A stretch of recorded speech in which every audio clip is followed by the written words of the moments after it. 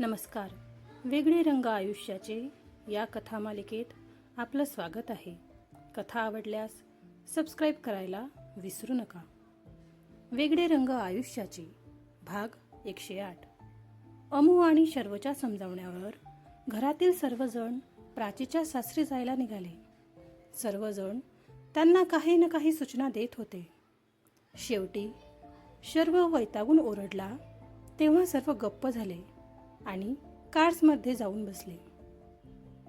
ते सर्व गेलेत तसं शर्व केव्हाच्या हसणाऱ्या अमूकडे वळला. काय झालं तुला एवढं हसायला? शर्व तिच्याजवळ येत म्हणाला. काहीच नाही. रोज मला एवढ्या सूचना मिळतात, आज तुम्हाला पण मिळाल्या म्हणून हसू आलं मला. कसा वैताग येतो ना.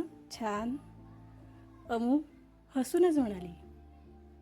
अमूच्या बोलण्यावर शर्व बोलला तर काहीच नाही, फक्त तिच्याकडे बघत राहिला. आता फक्त बघत राहणार आहात का? भूक लागली मला. छान काहीतरी मस्त टेस्टी बनवून आणा माझ्यासाठी लवकर. अमू शर्वला ऑर्डर सोडत म्हणाली. हो प्रिन्सेस, नक्कीच. थोडा वेळ वाट बघा. तुमचा सेवक लगेच काहीतरी बनवून आणतो. शर्व तिला म्हणाला.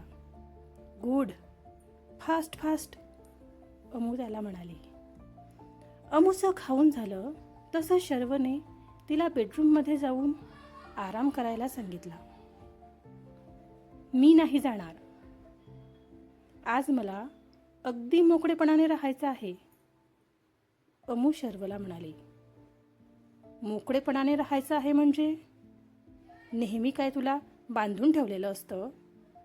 गप बसायचं आहे एका ठिकाणी. माझ्या बेबींना जर काही त्रास झाला ना तर बघच तू मी काय करतो ते. शर्व तिला म्हणाला. बेबींना म्हणजे? अमू डोळे बारीक करत म्हणाली. शर्वने काही क्षण विचार केला. अमिया, एक सांग मला, तुला बेबी गर्ल हवी की बेबी बॉय हवाय? शर्व तिला म्हणाला. मी काही विचार नाही केला अजून त्या गोष्टीचा. अमूने त्याला सांगितलं. अच्छा, मग आता कर ना. माझी तर इच्छा आहे की मला गर्ल पण हवी आणि बॉय पण हवा. शर्वने तिला सांगितलं. दोघे पण कसे असू शकतात?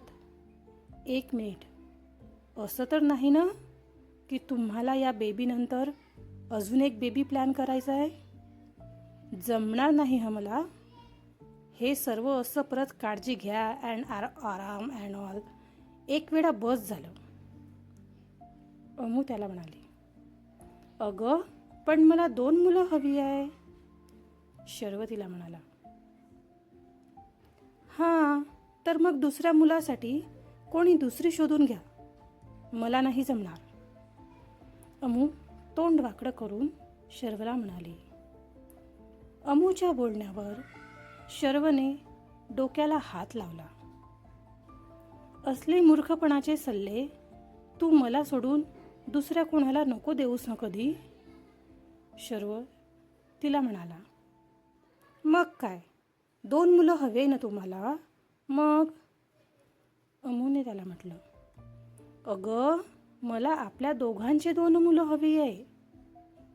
शर्व म्हणाला.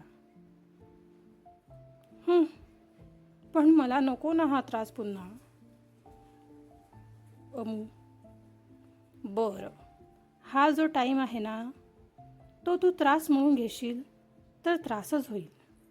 त्यापेक्षा ही जी फेज आहे ती तू एन्जॉय कर ना छान. मग बघ किती छान वाटेल तुला आणि आपल्या मुलांना. शर्व तिला म्हणाला. मुलांना? अमू जरा आश्चर्याने म्हणाली. हो, मुलांना. एक गोष्ट सांगू का तुला, ज्यामुळे तुझा पण प्रॉब्लेम सॉल्व आणि माझा पण. शर्व गालात हसून म्हणाला. सांगा. अमू डोळे फिरवत म्हणाली. जर मी म्हटलं की आपल्याला ट्विन्स होणार आहेत तर? शर्व वाक्य अर्धवट सोडून म्हणाला. तर काय मग?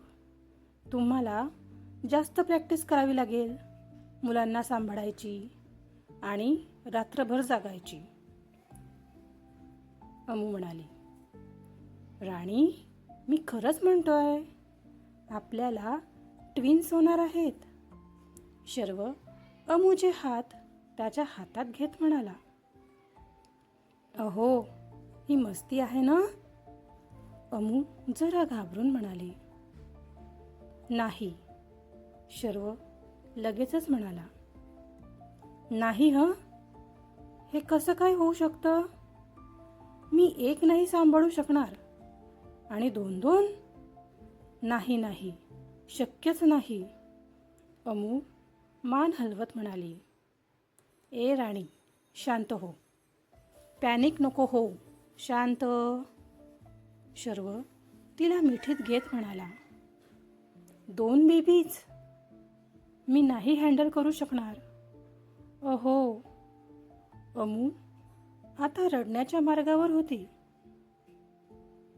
अगं राणी, तू एकटी थोडी ना सांभाळणार आहे बेबीजना. आपल्या घरातील सर्वजण असतील ना. आपण बेबीजसाठी केअरटेकर ठेवू आणि सर्वात महत्त्वाचे म्हणजे मी पण तर असणार तुझ्यासोबत. तू एकटी नाहीस ना राणी. शर्व तिला समजावत म्हणाला. तुम्ही खरंच राहणार ना माझ्यासोबत नेहमी? असं नाही ना होणार की बाळं जन्माला येतील आणि तुम्ही नेहमीसारखे कितीतरी महिने गायब राहाल? तुम्ही सोबत राहणार तर भीती नाही वाटणार मला, पण तुम्ही नसलात तर काय करणार मी? अमू म्हणाली. अगं, मी तुझ्याजवळच असणार, प्रॉमिस करतो मी. आपल्या बाळांना मीच पहिल्यांदा हातात घेणार. मग तर ठीक आहे. शर्व अमूला आश्वस्त करत म्हणाला. ठीक आहे, पण तुम्ही मला आधी का नाही सांगितलं की आपल्याला ट्विन्स बेबी होणार आहेत म्हणून? अमू डोळे बारीक करून शर्वला बघत म्हणाली. अगं, तू तयार तरी होतीस का काही ऐकून घ्यायला? केवढा रागा चालला होता तुझा. खरं तर आताही सांगणार नव्हतो मी, पण असं तुझ्यापासून लपवणं चांगलं वाटत नव्हतं मला. हे बघ, थोडा विचार कर. हे आपले बेबीज आहेत. माझ्यासाठी ते दोघे जसे महत्त्वाचे आहेत तसंच तू पण आहेस. किंबहुना सर्वात जास्त तूच महत्त्वाची आहेस. पण आई वडील म्हणून आपल्या बाळांचं सर्व व्यवस्थित करणं आपलं कर्तव्य आहे, हो ना? मग त्यासाठी तुला स्वतःची काळजी घेणं गरजेचं आहे ना राणी. तेव्हाच तर बेबी हेल्दी होतील. मला आपले बेबीज अगदी गुटगुटीत हवेत. शर्व अमूला अगदी प्रेमाने समजावत होता. हो, पण 2-2 बेबी मी कशी सांभाळणार? अमूची गाडी अजून तिथेच अटकून होती. बेबीजचा जन्म झाला ना की त्यांची सर्व जिम्मेदारी माझी. तू फक्त त्यांना फीड करायचं, ओके? बाकी तुला दुसरा काहीही त्रास होऊ देणार नाही.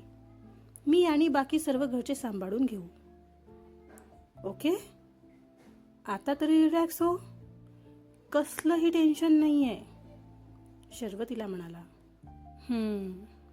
अमू फक्त हुंकारली. चल, आता बाकी काहीही विचार नको करूस. फक्त आपल्या लाईफमध्ये येणाऱ्या आपल्या क्यूट पिल्लांचा विचार करायचा. शर्व तिला म्हणाला. हो. अमू काहीतरी समजलं अशी मान हलवत म्हणाली. मग आता आराम कर जरा वेळ. माझं थोडं काम आहे, ते झालं की बाहेर फिरून येऊ थोडंसं. शर्व तिला म्हणाला. हो, पण मला रूममध्ये नाही जायचं, प्लीज. अमू त्याला म्हणाली. चल, बाहेर गार्डन एरियामध्ये बस, फ्रेश वाटेल तुला. शर्व अमूचा हात पकडत म्हणाला, हो चालेल. आणि न मला आता चहा प्यावासा वाटतोय. अमू त्याला म्हणाले, अगं आताच तर खाऊन झालाय, लगेच काय चहा? आणि 1 मिनिट, तू कधीपासून चहा घेऊ लागलीस? शर्व जरा आश्चर्याने तिला विचारत होता. कधीपासून काय? मला आता वाटतोय प्यावासा, बस. तुम्ही सोडा, मी मावशींना सांगते करायला. अमू उठत म्हणाली, अगं नाहीये त्या. इनफॅक्ट गाठ सोडले तर कोणीच नाहीये आज. शर्वने तिला सांगितलं. ओके, मग मी बनवते. तुम्ही घेणार का माझ्या हातचा स्पेशल चहा? नाही म्हणायचं नाही हं, घ्यावाच लागेल तुम्हाला. अमू एक बोट शर्व पुढे नाचवत म्हणाली, नाही म्हणायचं ऑप्शनच नाही आहे, घेईल ना. असंही बायकोच्या हातचं बनलेलं काही मिळणं माझ्यासाठी दुर्लभ आहे. शर्व हसत म्हणाला, हो, जसं की मी काही बनवतच नाही, हो ना. अमू किचनमध्ये जात म्हणाली. शर्व जाणाऱ्या अमूकडे बघत होता. वेडी, अगदी काही महिन्यात 2 मुलांची आई बनेल, पण अजूनही स्वतःच लहान असल्यासारखं वागते. काही वेळाने शर्व आणि अमूने प्राची आणि बाकी सर्वांशी बोलून घेतलं. प्राची आधी जरा नाराज होती शर्व अमू गेले नसल्याने, पण अमूला प्रवास करणं जास्त चांगलं नाही आहे सध्या, म्हणून मग ती काही बोलली नाही. शेवटी तिला पण आनंद होता आत्या होण्याचा. बाकीचा दिवस असंच छोट्या मोठ्या गोष्टीत गेला. त्या दोघांनी त्यांना टाईम भेटला तसं त्यांची कामं उरकून घेतले. शर्वला सध्या तरी काही जास्त काम नव्हतं, पण अमूला काम असून पण ती करू शकत नव्हती. आता तिला बऱ्यापैकी त्रास जाणवू लागला होता. थोडं काही केलं तरी थकवा जाणवत होता. डोकं पण दुखायचं अधूनमधून. हो, पण तिचा उत्साह थोडाही कमी झाला नव्हता. सारखं काहीतरी करावंसं वाटत राहायचं तिला, पण थकायला पण व्हायचं. त्यामुळे मग मॅडमची चिडचिड व्हायची. त्यावरून अमूचं शर्वसोबत वाजलं पण होतं. ती सर्व राग चिडचिड त्याच्यावर काढायची. शर्व खूप प्रयत्न करायचा तिला समजून घेण्याचा, तिला जपण्याचा. तो अगदी आनंदाने तिचे मूड सांभाळत होता. रोज सर्वजण असायचे, त्यामुळे एवढं काही वाटायचं नाही, पण आज मात्र ते दोघे एकटेच असल्याने त्याला सारखं नाचवत होती ती. बिचारा शर्व. शर्व आणि अमूची बॉन्डिंग कशी वाटते तुम्हाला? शेवटी अमूला कळलं की तिला ट्विन्स होणार आहेत ते. बाकी शर्व किती आणि कशी काळजी घेतोय अमूची ते वाचण्यासाठी पुढच्या भागाची वाट बघा. पुढचा भाग लवकरच येईल. धन्यवाद.